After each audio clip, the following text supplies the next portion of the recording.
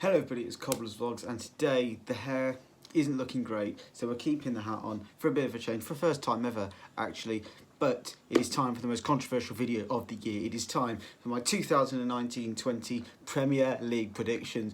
Who is going down? Who's coming in the mid-table, that tight 10th to 20th, I guess, sort of pack in the Premier League?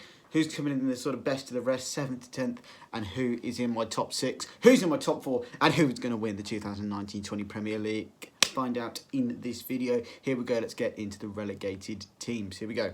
Okay, so we start off in 20th position, bottom of this season's Premier League. I am going with the team I'm going to go and watch tomorrow, or well, today as you're watching this, Norwich City. I'm sending them down, unfortunately. They were obviously promoted as Championship champions, but I think they're the worst team that have probably come up from the Championship. Some of their signings include Sam Byram from West Ham for £750,000, Aidan Fitzpatrick from Partick Thistle, Daniel Rashid.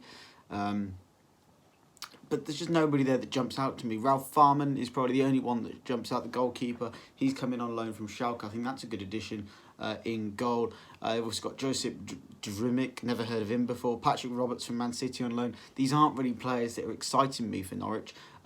They've let some experience go as well in terms of Stephen Naismith, Nelson Oliveira. They've let some big players go that were key to them winning the Championship last season.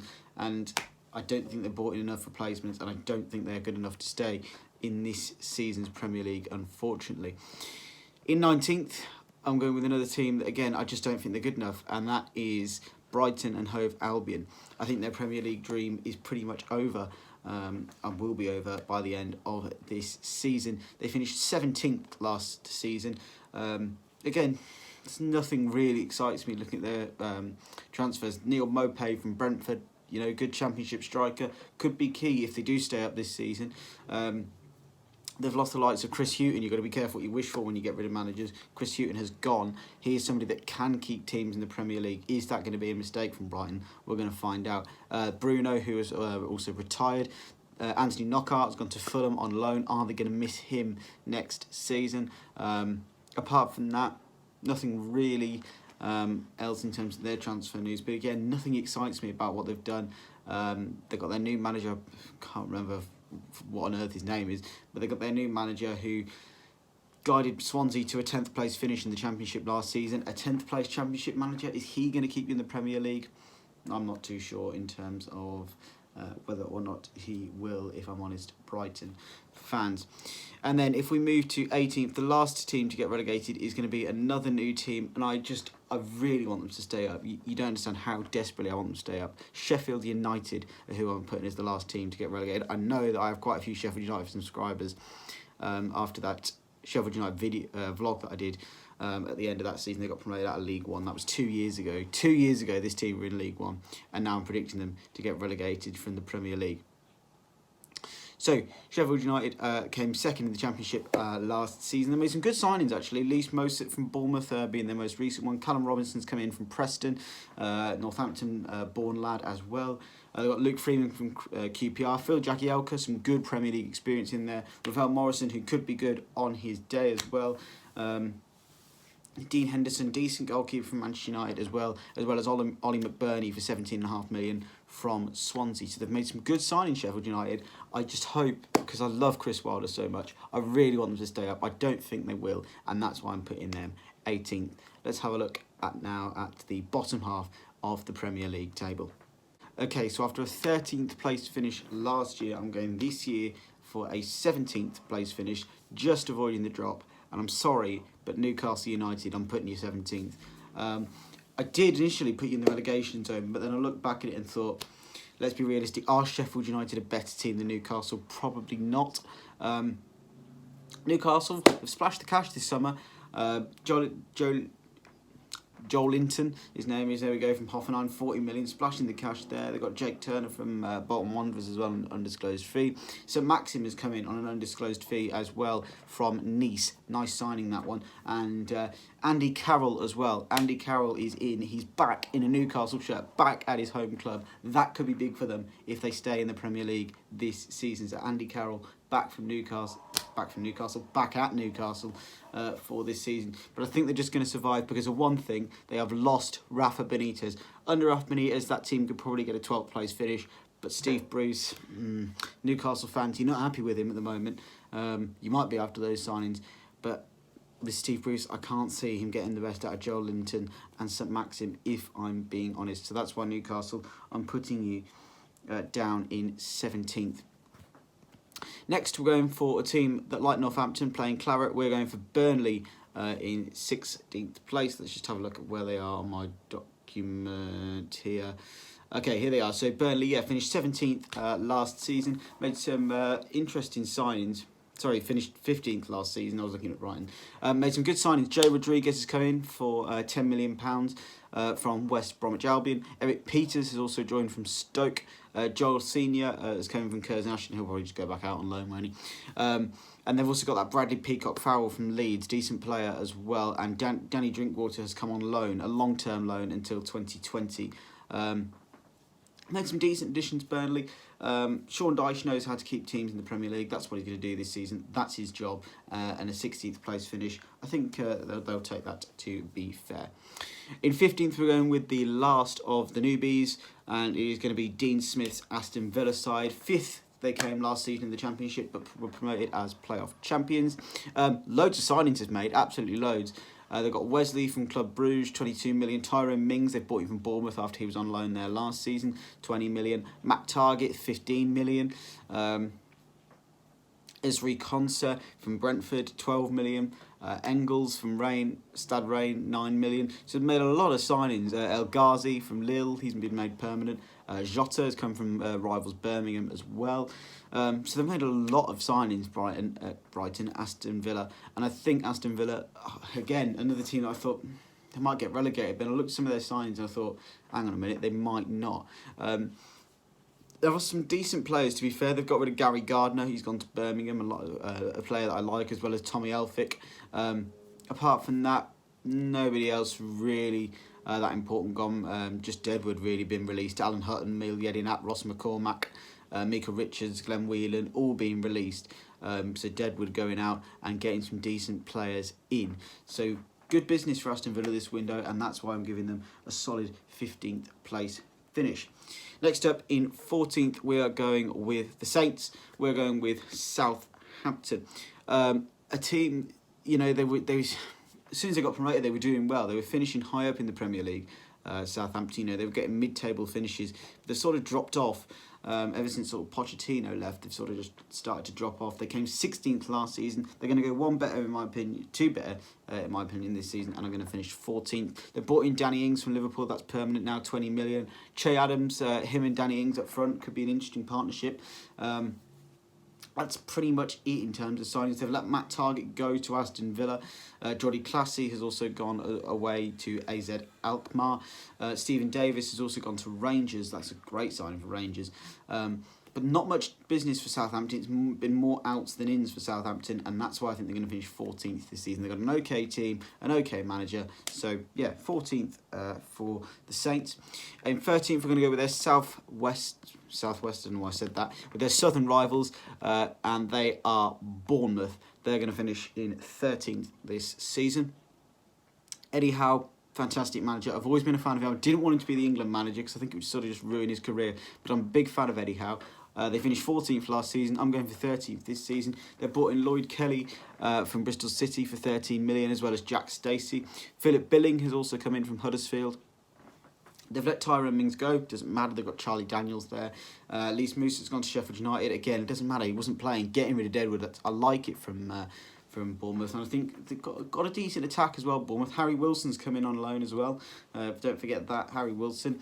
Harry Wilson on loan. They've also got Dominic Solanke, as well as Callum Wilson and Josh King as well. So a lot of attacking options for Bournemouth, and I like that. I've liked Bournemouth as a team, got a lot of respect and a lot of time for Bournemouth and Eddie Howe, and that's why I'm giving them a 13th place finish.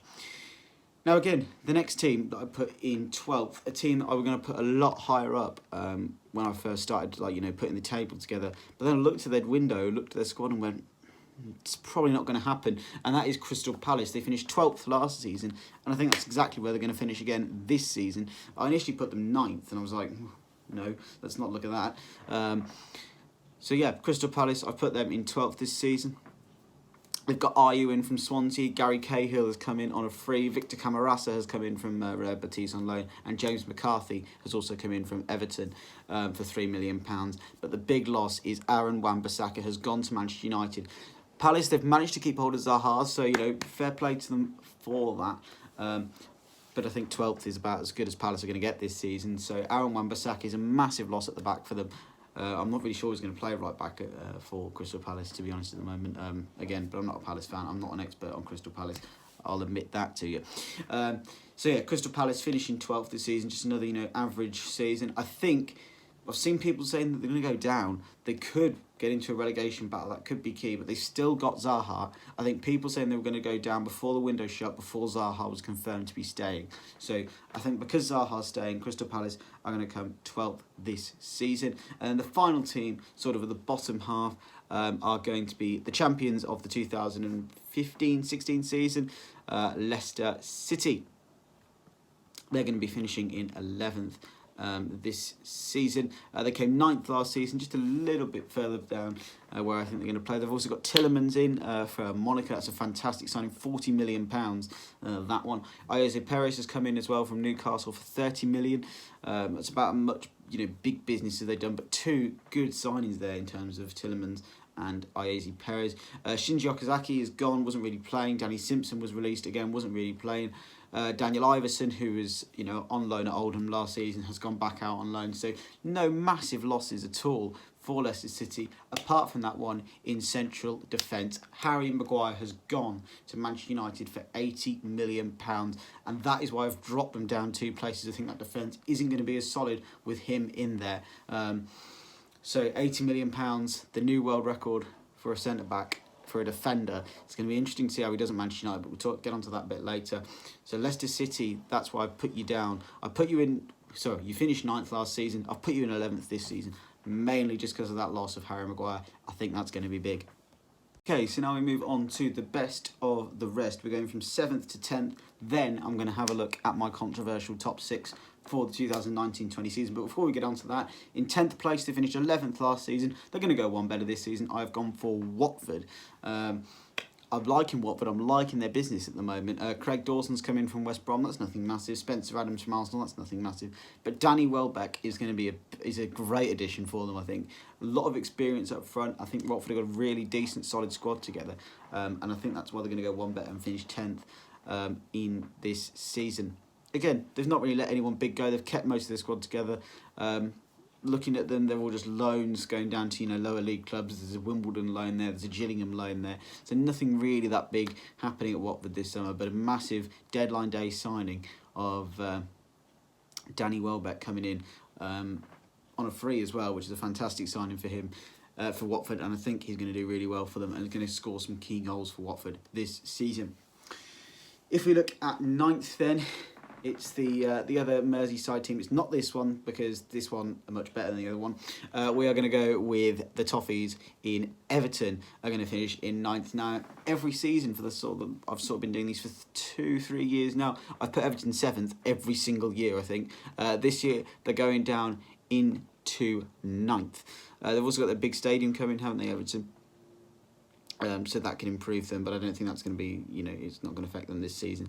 Anyway, they finished 8th last season. They're going to go slightly worse this season and finish 9th. Moose Keane has come in for Juventus. It's interesting to see how he does in the Premier League. They've also got Andre Gomez on a permanent from Barcelona. Fabian Delph gives them a bit of experience at the back for £8.5 million as well. And they've also got Jonas Lörsel as a backup to Jordan Pickford.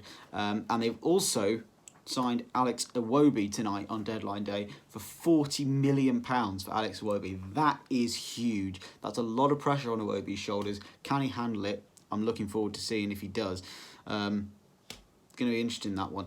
Alex Iwobi at Everton. It's going to be interesting. That's the first I've seen of that, actually. I heard rumours of it, but that's the first time I've actually seen it in writing that Alex Iwobi has joined Everton. So that's going to be interesting. But I think that's only going to give him a ninth placed finish. And just looking at their sales, they've sold Ademola Lookman has gone for $22.5 million to RB Leipzig. Now, where on earth has that come from? But their biggest loss, obviously, in midfield is Idrissa Gueye. Goes to PSG for $30 million, around about that. That's a big loss for them in midfield. Him and Gomez in midfield were a good partnership last season. I think that's going to hurt them a little bit this season, and that's why I've given them a 9th placed finish. Now, the next team I put very high up last season. I put West Ham United in 6th. They're still fairly high this season. I've given them 8th place, which I think is, is a fair assessment of where West Ham are at the minute. In terms of last season, they finished 10th. Again, one better again. They're going to go 9th this season. In terms of signings, Pablo Fornals has come in from Villarreal for £24 million. Decent signing, that one. That's been their main signing. They've also got Sebastian Haller from Eintracht Frankfurt for £45 million. So 2 good signings there. They have lost Marko Arnautovic, who has gone for £22.5 million to Shanghai. Lanzini is also going to be back from injury. That's going to be like a new signing for West Ham United this season, and that's why I think they're going to do quite well. So West Ham United finishing in 8th place.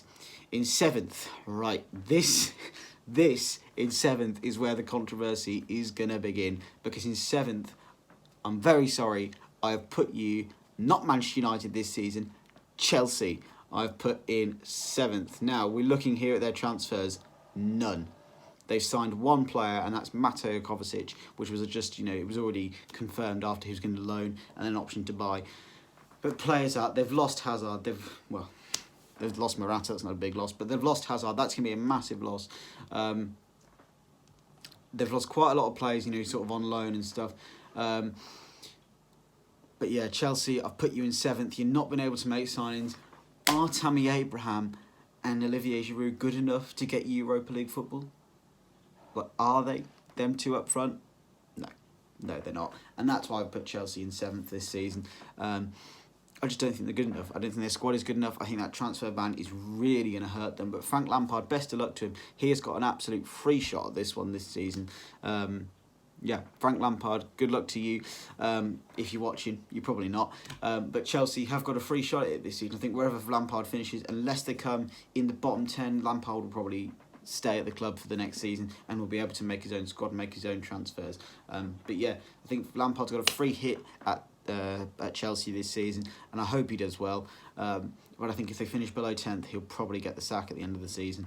So it's a free shot for Chelsea. You never know, they could get into the top 4. I doubt it, and that's why I'm putting them fairly low down in 7th. So who have I replaced them with in the top 6? Here we go. Okay, so now we're getting into my big boys, the top 6. Who is going to finish in 6th to 1st? Who's going to be in the top 4? Let's find out, because first of all, in 6th, I am not putting Wolves. I'm putting Manchester United. Yes, big call from myself there. Manchester United finishing 6th this season. They finished 6th last season. They've signed Aaron Wan-Bissaka, Dan James and Harry Maguire as their 3 signings of the summer. I don't think it's enough. We expected to see a big overhaul of players at Manchester United this summer. We didn't really see it. We only really saw Ander Herrera go to Burton Albion, PSG, and Antonio Valencia being released. They were the sort of only big name players, well-known players that went out. Others just went on loan. We've got Matthew Olasande released, James Wilson released, Kieran O'Hara, Burton on loan. Nothing big. Dean Henderson, Sheffield United on loan. Nothing really big happening at Manchester United this summer in terms of outgoings. Incomings, we've got those 3 young signings. Are they going to get Manchester United in the top 4? No. If I'm honest, they're not. I don't think Ole is going to work out for them. I don't want Ole to work out for them, quite frankly. And that is why I've put Manchester United in 6th for the season. The team that I put in 5th, yes, I'm not going any higher with this team. I am going to put Wolverhampton Wanderers in 5th place for the 2019-20 season.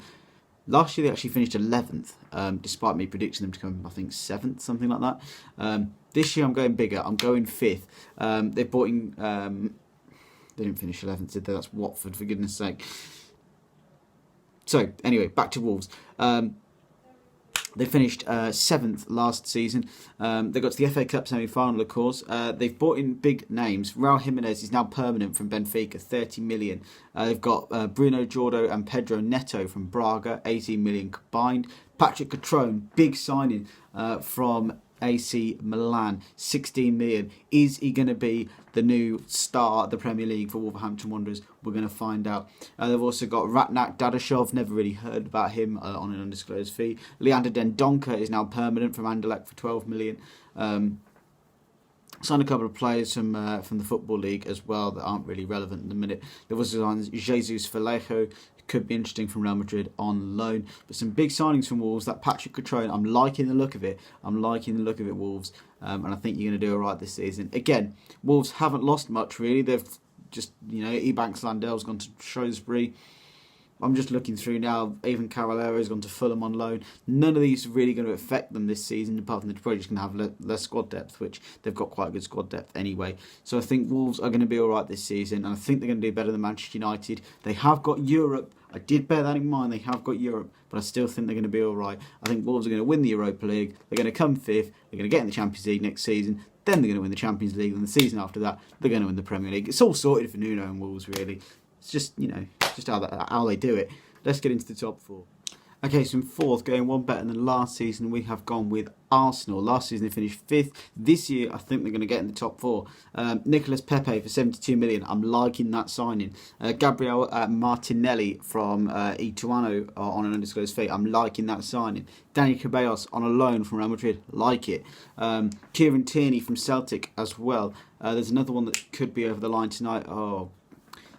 There's one on deadline day that could be over the line. I can't honestly, for the love of God, remember who it was. But yeah, Nicolas Pepe, I'm liking that sign. Arsenal's front three could be dangerous this season, right? Pepe, Aubameyang, Lacazette, that three could be lethal. Three fantastic forwards that Arsenal have got there, and that's why I think they're going to come fourth. They've lost Aaron Ramsey to Juventus, Petr Cech's retired, David Ospina is left, Danny Welbeck has also gone to Watford, Lichtsteiner was also released. I don't think that's going to affect them too much, if I'm honest, but that front three from Arsenal, I'm liking it. If they sort the defence out a little bit, David Luiz, that's it. Speaking of defence, David Luiz, that's the man that could be going there. I think that is pretty much going to be done. It's not been confirmed yet. It's 8 o'clock now in the evening. It's still not been confirmed, but I think David Luiz will be an Arsenal player, and I think that could be big for their defence. An Arsenal Champions League spot for you this season, my sons.